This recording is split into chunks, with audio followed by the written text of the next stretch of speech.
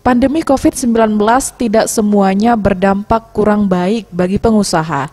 Salah satu usaha yang tidak terpengaruh usaha UMKM Pempek Syamil. Pempek Syamil. Pempek ini menggunakan tepung free gluten dan dipasarkan di luar Palembang. Sehingga selama pandemi COVID-19 membuat usaha semakin berkembang dan mendapatkan keuntungan. Karena para usaha ekspedisi memberikan kemudahan dan harga yang murah untuk mengirim barang dengan kerjasama.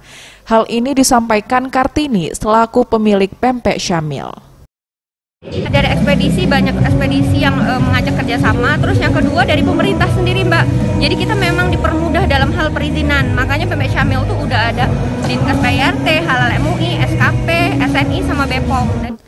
Ia menambahkan, pemerintah juga memberikan kemudahan dalam hal perizinan, salah satunya sertifikat HACCP, di mana HACCP merupakan suatu pedoman atau prosedur yang mengatur perusahaan atau produsen untuk memproduksi produk pangan agar aman, bermutu dan layak dikonsumsi, sehingga pengusaha bisa ekspor produk ke luar negeri.